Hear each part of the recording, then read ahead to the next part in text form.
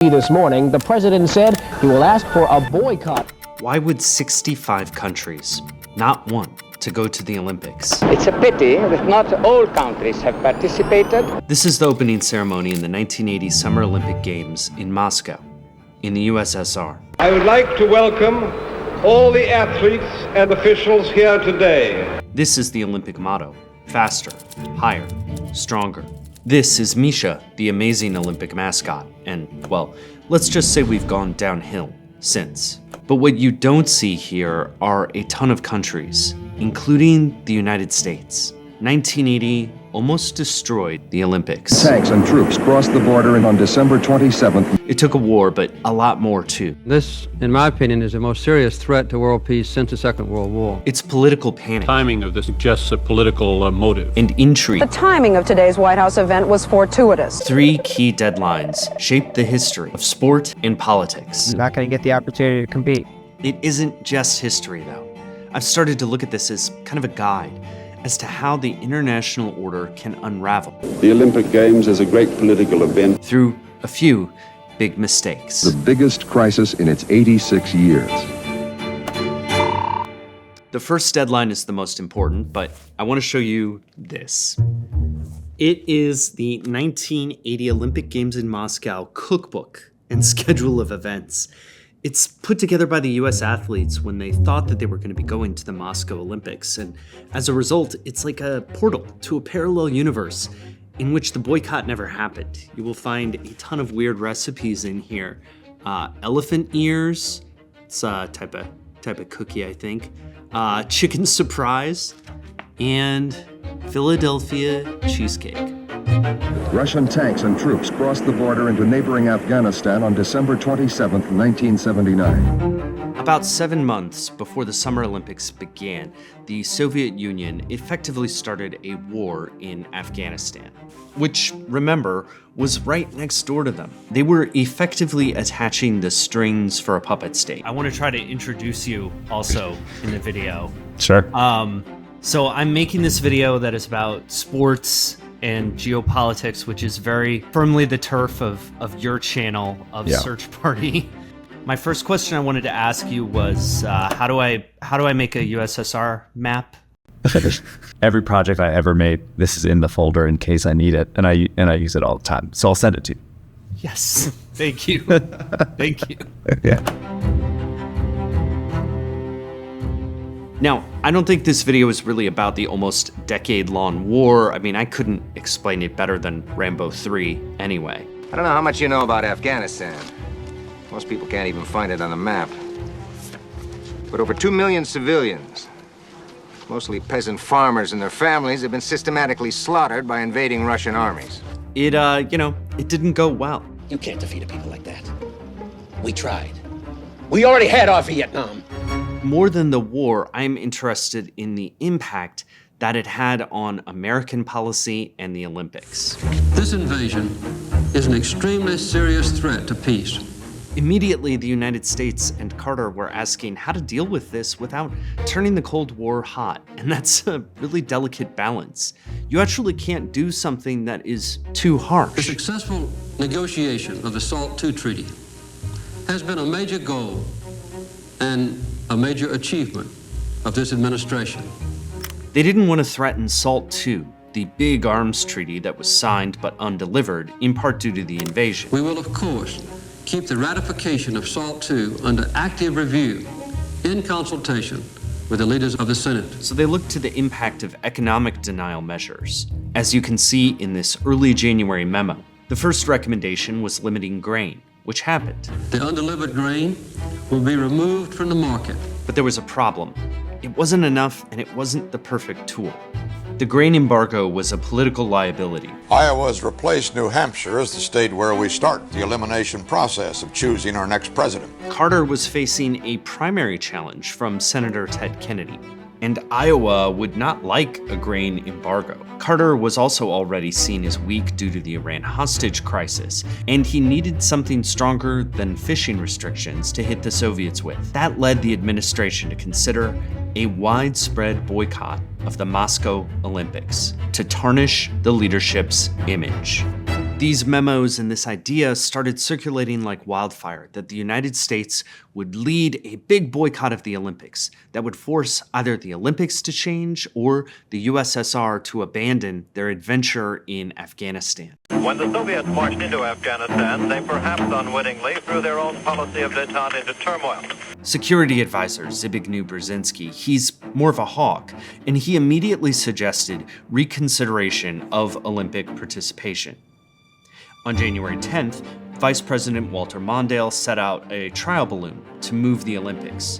By mid-January, Secretary of State Cyrus Vance was trying to get the UK on board to a boycott as well. And so on January 20th, a day before the Iowa caucuses, Carter set his first deadline. That unless the Soviets withdraw their troops within a month from Afghanistan, that the Olympic Games be moved from Moscow to an alternate site or multiple sites, or postponed or canceled. So now Carter, he's kind of at this crisis point. He has to push either the IOC or the USSR to do what he wants, and the only tool that he has is an Olympic boycott. Congress stamped yes on a resolution of support a few days later. They started trying to get other countries to join them. China supported the call on February 1st, 1980, with the argument that the Olympics would be propaganda for the brutal Soviet effort. The United States then sent boxer Muhammad Ali to African nations to try to get them to support the boycott. This is just what they did. This was their strategy. And this weird idea of a trip, it is kind of a window to understand all the ways that the boycott ended up sort of breaking the Olympics, not really destroying them or changing them. Ali reported that he was turned away by the president of Tanzania. When he was on the ground, he said, "If I'm to be looked on as an Uncle Tom or a traitor or someone against my black brothers, I want out now, for that's not my purpose." Carter received Ali in the White House on February 11th, but it was clear that this was going to be harder than they thought. Just a week before the deadline, few nations responded. But Carter was locked in, right? And Carter had another problem approaching with the next deadline. He technically couldn't stop the United States from going to the Olympics. All right, so this is a first for me. I've never used a pan like this before. I was so surprised that you even remembered the recipe. I had assumed that this would just be a fake thing that somebody made up for the book, but this was an actual recipe that you used. There's my copy. Wow. You can tell it's been used. There it is. The other side. Yeah. Few notes on it. Here is an American. He's George Mount. He's 23 years old. He's from Lafayette, California. I competed in 1976 in the Montreal Olympics.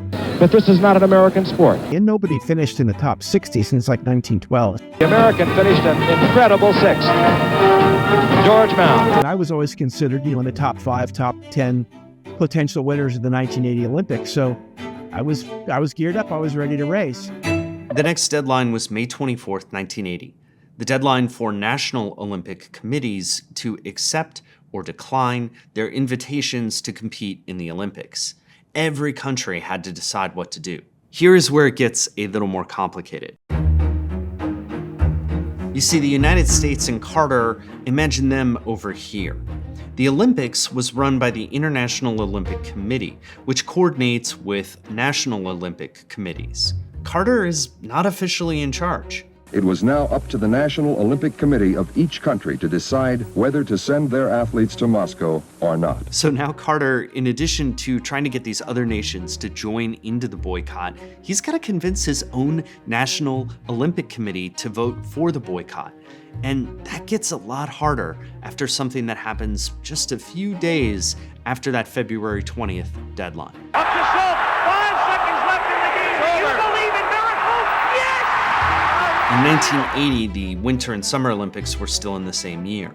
There was Moscow and the Winter Olympics in Lake Placid, New York. The miracle on ice, when the United States beat the USSR in hockey, upset the Olympic narrative just a few days after President Carter's deadline. First, it showed that competition could be the best way to beat the USSR. And secondly, it gave these newly famous athletes a voice. President Carter had all of the American Olympic team participants to the White House. The winter athletes in general just don't feel that a boycott is the right thing to. On March 8th, the head of the State Department task force on the boycott said, "The starch seems to slowly be going out of our boycott effort. Commitment to alternative games, that was over." An alternative world-class competition for them this summer. One of the things that he's floating is this idea of permanently putting the Olympics in Athens. Your video that actually just came out is all about the cities that are bidding for the Olympics in different places. And so my question is, why doesn't anyone want this anymore? When I dug into the research, that has a lot to do with kind of this boom and bust cycles of the Olympics. And the cycles have been going on long enough now where very smart people are saying, what if we just stop this whole circus and have the Olympics in the same spot every year? That's currently something that's being discussed right now. Okay, so I'm editing this video right now. There is this whole rabbit hole that I could have gone down when it comes to alternative games, all these different efforts to kind of take out the Olympics, and they are fascinating, but I thought it would be too much of a weird digression to the story. So I have written an article on Patreon that gives you a little taste of what was going on. This is something I've been doing lately, where I publish a newsletter. It's entirely free, and you can find out when I have a new video that comes out and also get an article that gets into some of the stuff that I couldn't get into in the main video. I'm doing this for a couple of reasons. First of all, so that people know about Patreon. That's why I put a little ad bar down here below the screen. But also so that I can kind of get out news about videos. And if I ever do anything bigger with the Patreon, I'll be able to let people know. So that's kind of my idea and my pitch. Check that out. It is totally free to sign up for it, and you can read this for free. There will be a link down in the description. Otherwise, let's go ahead and get back to it just to set the stakes. So Carter is there, and he's got to figure out how to push these athletes into doing what he wants. So on March 21st, Carter tried to push the athletes into abiding by his deadline. People that I love and admire, like you, are required to share in disappointment and in personal sacrifice. I voted for Carter, but I'll tell you what, if I saw him at any time in the future, he and I would have had words. I understand how you feel. It's very frustrating to be sacrificed as a poor, and poor, let me tell you, poor. I mean, sleeping in your car, living in bike shops and sleeping in cars and sleeping in people's, closets and stuff, to get by. And, here these people are playing with your lives, thousands of people's lives. It's not a pleasant time for me. The boycott was not popular with the public anymore, but Carter had boxed himself into the US boycott. So behind the scenes, Carter was doing stuff like threatening to revoke Olympic athletes' passports. Before the deadline hit, he got what he wanted. On April 12th, backing President Carter's boycott, the U.S. Olympic Committee voted not to go to Moscow. Once the boycott was announced, I basically washed my hands of the amateur version part of the sport and said, and I'm done with this. I had the option. I made a phone call to Italy, and I got a pro contract immediately because I had the bona fides to get a pro contract. Other national Olympic committees decided differently leading up to that deadline. On May 14th, France defied President Giscard's advice and voted to go to Moscow. The British Olympic Association was one of the first to decide, and they voted overwhelmingly to go to Moscow. Now, only the opening ceremony was left, the next deadline. But with 65 nations boycotting, it wasn't enough to stop the Olympics or persuade the IOC, but it also wasn't enough for them to be normal. What was left, what remained, was a competition that was broken. Of the games of the 22nd Olympiad. I'm a bit befuddled of what to make of all of this. I'll be honest, I try to play all these videos down the middle. It is hard for me to get in the headspace of the pro-boycott crowd. I mean, I've seen the political cartoons, but I also live in a country that just got out of a 20-year adventure in Afghanistan, so the idea of that same country boycotting the USSR for doing the same thing before I was born, it's just a lot to wrap my head around.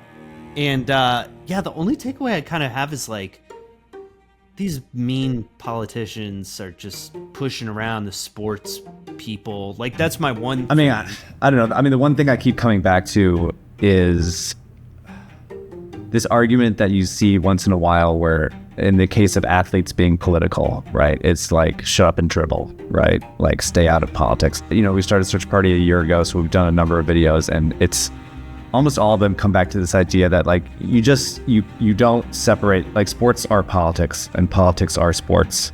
Like, they use each other and the outcome is very different all the time, but they are inseparable. You are characterized accurately as clean and decent and honest and dedicated. That's why it's particularly important that you join in with us. You know, they manipulate lives, they play with lives that they have no real right to, and then they don't do the right thing. What's new? I mean, how did this recipe start? Just to be very brass tacks about it. Well, there's a woman, Miji Rioch, who's also a bicycling Hall of Fame person, but she's passed away quite a while ago, and she's from Philadelphia. And I like to cook, and I told her, and so she gave me her family's recipe for making cheesecake. And, you know, in honor of her, I put it in the book with a few modifications of my own. But like I said, cutting the sugar in half, because it was just too sweet for me. And, you know, it's really in honor of Miji. I probably should have called it Miji's recipe. But she's a very, very nice person and very talented cyclist. And if they'd had women's cycling in the Olympics back then, she would have been in the Olympics. She was that good.